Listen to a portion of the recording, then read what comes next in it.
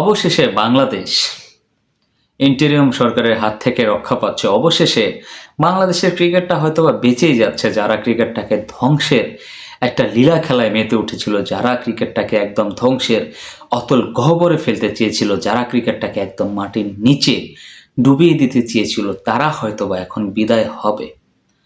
Personally আমাকে যদি কেউ জিজ্ঞেস করেন আমি কেন এত খুশি, আমি এই কারণেই খুশি যে গতকালকে বাংলাদেশের সরকারি নির্বাচন হয়ে গিয়েছে। একদম election has been completed yesterday. আর সেই ইলেকশনে জিতেছে হচ্ছে বাংলাদেশ জাতীয়তাবাদী দল বিএনপি।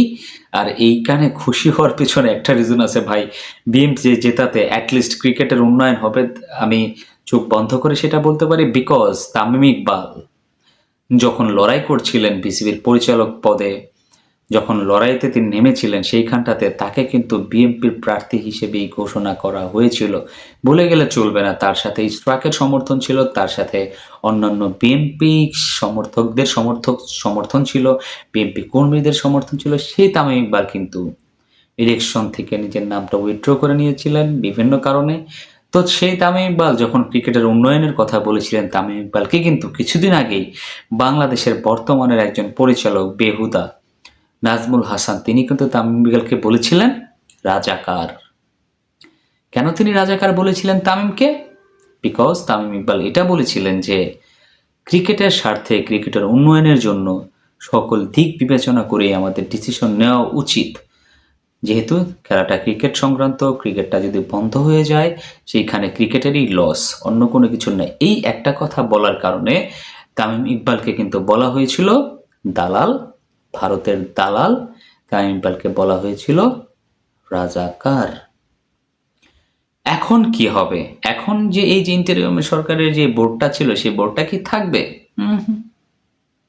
আমার কাছে মনে হয় না, কোনোভাবেই আমার কাছে মনে হয় না এই সরকারের এই বোর্ড কমিটি থাকতে যাচ্ছে, এই সরকারের এই সভাপতি থাকতে যাচ্ছে, কিংবা বোর্ডের যারা পরিচালক আছেন 25 জন মোস্ট প্রবাবলি, এই 25 জনের কেউই থাকতে পারছেন না। তাহলে থাকছেন কারা?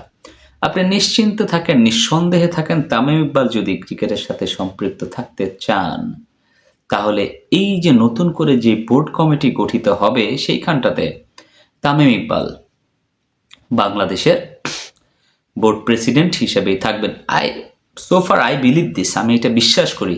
আর তামিম ইকবাল যদি সেইখানটাতে থাকে, তাহলে তামিম ইকবাল অবশ্যই বাংলাদেশ ক্রিকেটের উন্নয়নের কথা চিন্তা করবেন, বাংলাদেশ ক্রিকেটটাকে কিভাবে ব্যাক অন ট্র্যাকে ফেরানো যায় সেই জিনিসটা অবশ্যই চিন্তা করবেন।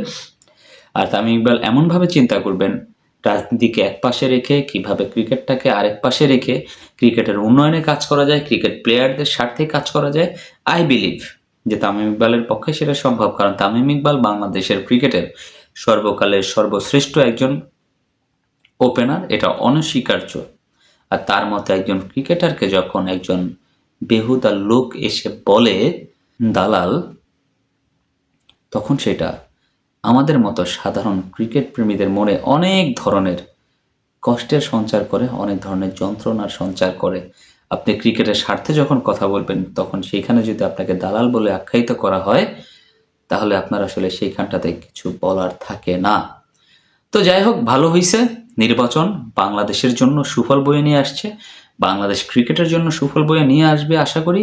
এবং সেই সুবাদে তামিম ইকবাল অবশ্যই ভবিষ্যতে যে বোর্ড গঠিত হতে যাচ্ছে, সেই বোর্ডের প্রেসিডেন্ট হইতে যাচ্ছেন, এটাতে আমার কোনো সন্দেহ নাই, আমার কোনো ধরনের সন্দেহ নাই, আর সন্দেহের অবকাশও নাই। কারণ তামিম ইকবাল বাংলাদেশ ক্রিকেটের একটা উজ্জ্বল নক্ষত্র ছিলেন, এবং যতদিন বাংলাদেশ ক্রিকেট থাকবে ততদিন তামিম ইকবাল থাকবেন, এটা অনস্বীকার্য। কারণ তার মতো এরকম ওপেনার ব্যাটসম্যান বাংলাদেশ ক্রিকেটের ইতিহাসে আজ পর্যন্ত কেউ তৈরি করতে পারে না, আর ভবিষ্যতে কখনো তৈরি হবে কি না ইউ নেভার নো, আমিও জানি না। তো দর্শক, আপনার কি মনে হয় তামিম ইকবাল যদি সামহাও বাংলাদেশ ক্রিকেটের প্রেসিডেন্ট হয়ে যান, সেইখানটাতে বাংলাদেশ ক্রিকেটের লাভ হবে নাকি ক্ষতি হবে? আর লাভ যদিও হয়, তাহলে কোন ধরনের লাভ হতে পারে সেটা অবশ্যই আমার এই ভিডিওর কমেন্ট সেকশনে কমেন্টস করে জানাবেন।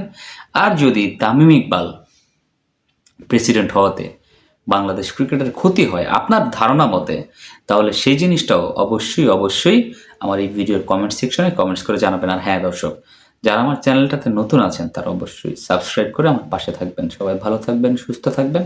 আসসালামু আলাইকুম।